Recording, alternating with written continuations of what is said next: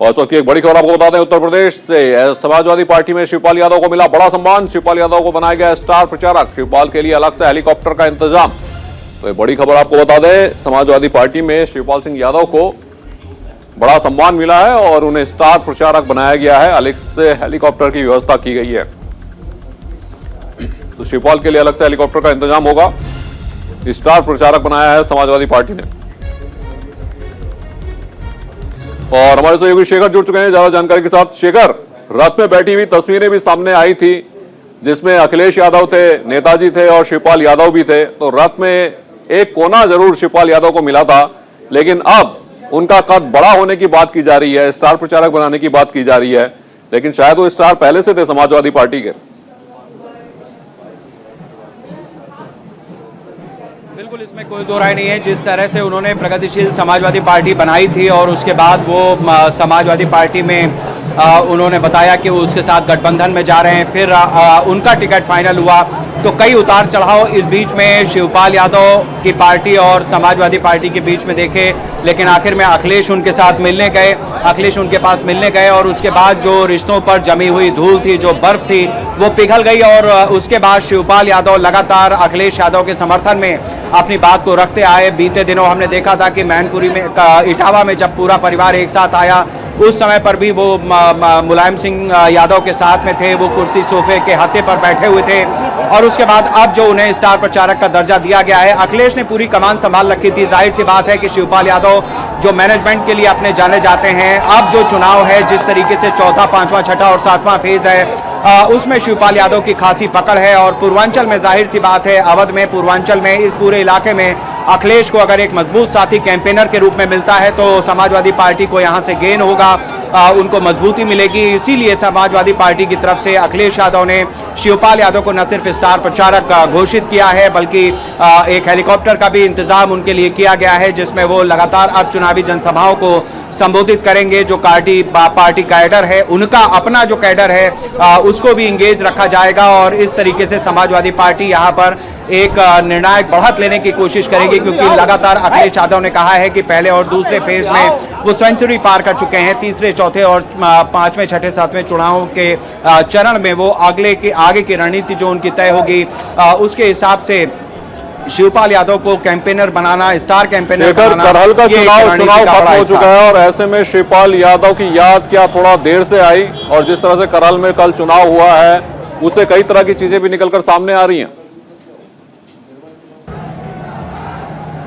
देखिए, जिस तरीके से चुनाव हुआ जसवंत नगर से, वो खुद भी अपने लिए चुनाव लड़ रहे थे। शिवपाल यादव, जाहिर सी बात है कि वो अपनी सीट को भी इंश्योर करेंगे। और मैनपुरी के करहल से, जहां से अखिलेश यादव चुनाव मैदान में थे, उसको लेकर के भी अखिलेश यादव की चिंता थी। अब चूंकि वो तीसरे फेज में उन दोनों लोगों की सीटें निपट चुकी हैं, इसके बाद जो चौथा, पांचवा, छठा और सातवां चरण है, उसको देखते हुए यहाँ पर ये एक मजबूत कैंपेन किस तरीके से आगे बढ़ाई जा सके, लोगों को किस तरीके से एकजुट किया जा सके, ये देखने वाली बात होगी। और खासतौर से पूर्वांचल, आजमगढ़, इन जगहों पे यादवों की तादाद अच्छी खासी है। मुलायम सिंह यादव जब खुद पहली बार अजीत सिंह को पटकनी दे करके और जनता दल की तरफ से चीफ मिनिस्टर बने थे, उस समय पर भी ये स्थिति थी कि पूर्वांचल के ही जो विधायक थे, जो ज़्यादातर उनके समर्थक थे, उन्होंने उनको मजबूत साथ दिया था। शिवपाल यादव चूंकि मुलायम सिंह के लगातार खास रहे हैं और लगातार उनके पूरे मैनेजमेंट को संभालते रहे हैं, इस लिहाज से ये समझा जा सकता है कि इस पूरे इलाके में शिवपाल यादव। बिल्कुल शेखर, वापस आएंगे आपके पास तमाम अपडेट के लिए, लेकिन एक और खबर अपने दर्शकों को बता दें। लखनऊ में प्रियंका गांधी का रोड शो है और आज प्रियंका गांधी लखनऊ में रोड शो करेंगी। तो ये एक और खबर, लखनऊ में प्रियंका गांधी का आज रोड शो है। तो तमाम नेता आज उत्तर प्रदेश में मौजूद हैं और लखनऊ में प्रियंका गांधी का आज रोड शो है। तो मेरे सहयोगी शेखर जुड़े हुए हैं। शेखर, प्रियंका गांधी भी रोड शो कर रही हैं आज लखनऊ में? बिल्कुल, अभी अभी चिन्हट से उनका ये रोड शो यहाँ पर शुरू हुआ है। आप देखिए, ये लंबी जो कतार आप गाड़ियों की देख रहे हैं, प्रियंका गांधी का काफिला अभी अभी आगे बढ़ा है और ये रोड शो यहाँ पर वो कर रही हैं। ये बख्शी का तालाब सीट लगती है। ललन कुमार यहाँ से कांग्रेस के प्रत्याशी हैं, जिनके समर्थन में आज वो यहाँ पर अपना प्रचार अभियान आगे बढ़ाने के लिए आई हैं। मैं लड़की हूँ, लड़ सकती हूँ, बताओ। ये देखिए, आप समर्थक भी उनके खड़े हैं। कहाँ देखे हो प्रियंका गांधी? देखे हो? कहाँ देखे हो? हाँ, गांधी। गांधी, आप बताओ क्या देखा आपने? क्या देखा? नहीं समझ में आ रहा है। ये लोग हैं जो स्थानीय लोग हैं, कांग्रेस के कार्यकर्ता हैं। आप देखिए ये सामने जो अब तस्वीरें आप स्क्रीन पर देख रहे हैं, ये प्रियंका गांधी का रोड शो है। बड़ी लंबी चौड़ी गाड़ियों का काफिला है, कांग्रेस के झंडे हैं, कांग्रेस के समर्थक हैं और स्थानीय ये एक सक्रिय बाजार है जहां पर प्रियंका गांधी लगातार रोड शो कर रही हैं। उनका काफिला आगे बढ़ रहा है। बड़ी संख्या में कांग्रेस के समर्थक यहां पर इकट्ठा हुए हैं। मैं लड़की हूं, लड़ सकती हूं के नारे के साथ प्रियंका गांधी जिस तरीके से अपनी कैंपेन को आगे बढ़ा रही हैं, उसको देखते हुए ये पूरा जो इलाका है वो खासा महत्वपूर्ण हो जाता है। खासतौर से ये एक ऐसी जगह है, बख्शी का तालाब, जो लखनऊ में आती जरूर है लेकिन ग्रामीण सीट मानी जाती है। इस लिहाज से ललन कुमार का जो पूरा चुनावी अभियान है वो भी यहाँ पर एक बूस्टअप माइलेज देते हुए प्रियंका गांधी, आप देखिए बहुत सारे ऐसे समर्थक हैं जो लगातार इस रोड शो के जरिए अपनी मौजूदगी को, अपनी आमद को दर्ज करा रहे हैं।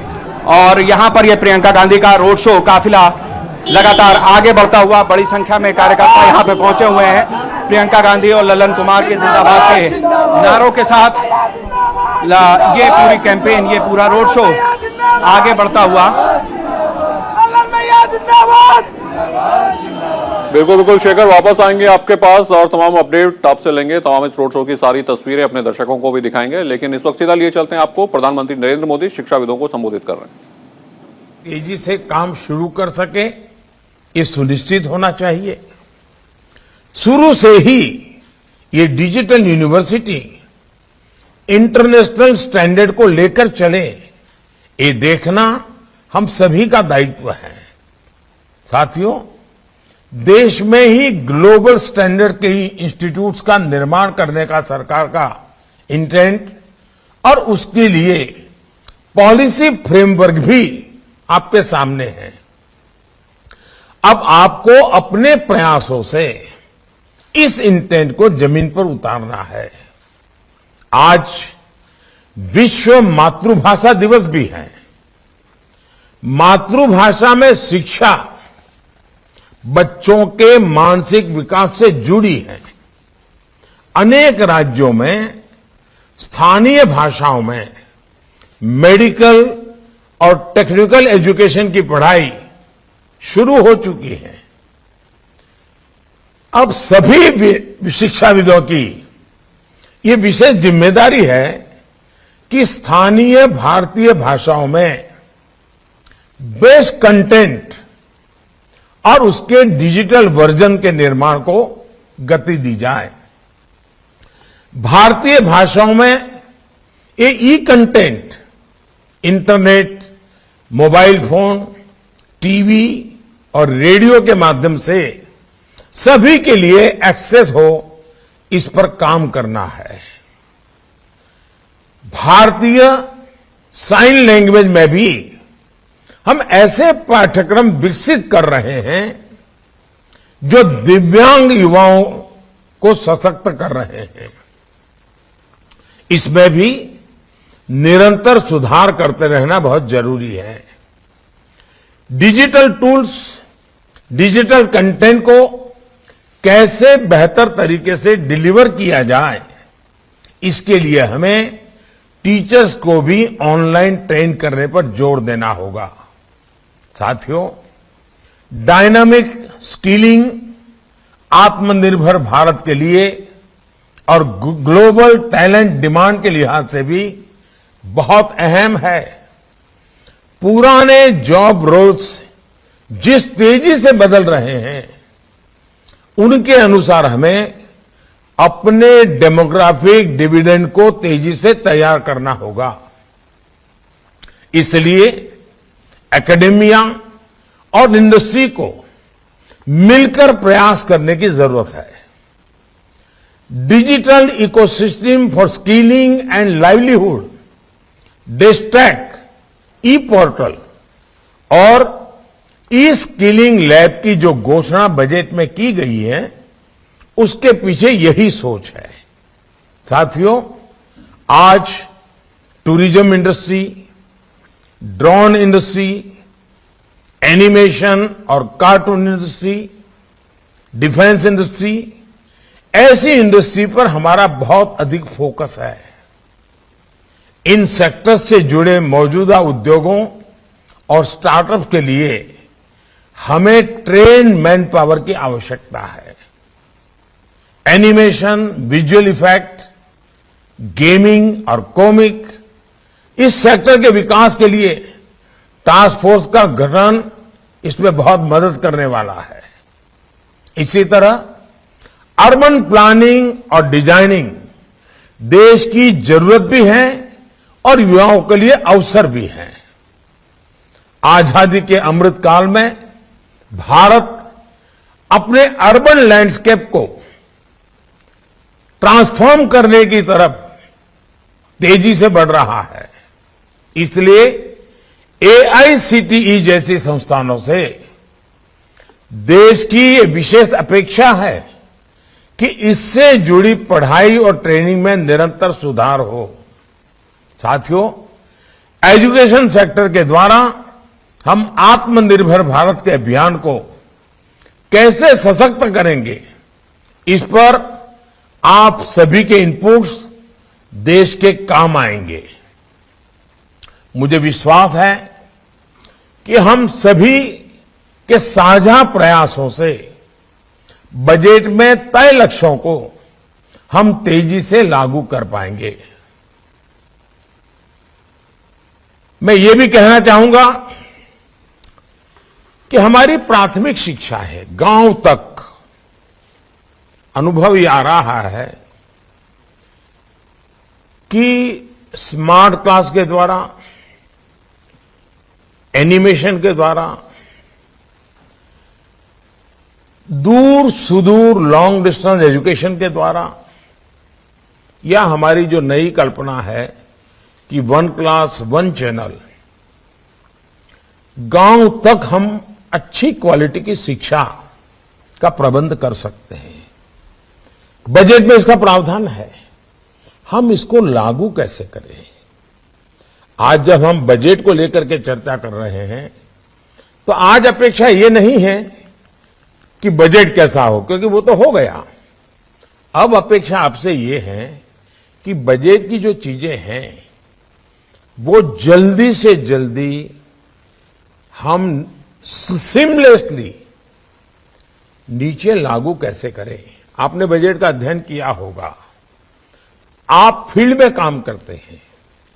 बजट और आपके काम और एजुकेशन डिपार्टमेंट की, स्किल डेवलपमेंट डिपार्टमेंट की अपेक्षाएं, इन तीनों को मिला करके अगर हम एक अच्छा रोड मैप बना देते हैं, हम टाइम बाउंड काम की रचना कर देते हैं। हमारे यहां आपने देखा होगा बजट हमने करीब 1 महीना प्रीपोन कर दिया। पहले बजट 28 फरवरी को होता था, अब हम इसको 1 फरवरी को ले गए। क्यों? तो बजट 1 अप्रैल से लागू हो उसके पहले बजट पर हर कोई डिटेल व्यवस्था कर ले, ताकि 1 अप्रैल से ही बजट को हम धरती पर उतारना शुरू कर सके, हमारा समय बर्बाद ना हो। और मैं चाहूंगा कि आप लोग उसमें काफी, अब जैसे आपने देखा होगा, ये ठीक है, कुछ चीजें ऐसी हैं जो एजुकेशन डिपार्टमेंट से जुड़ी हुई नहीं है। अब देश ने सोचा है कि बहुत बड़ी मात्रा में सैनिक स्कूलों को हम पब्लिक प्राइवेट पार्टनरशिप मॉडल की ओर आगे बढ़ेंगे। अब सैनिक स्कूल कैसे हो,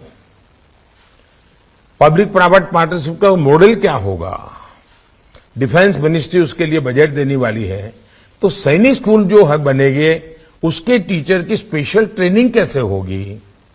आज जो हमारे टीचर्स ट्रेनिंग की व्यवस्थाएं हैं, उसमें सैनिक स्कूल के टीचर्स की स्पेशल ट्रेनिंग, क्योंकि उसमें फिजिकल पार्ट भी होगा, उसको हम कैसे कर सकेंगे।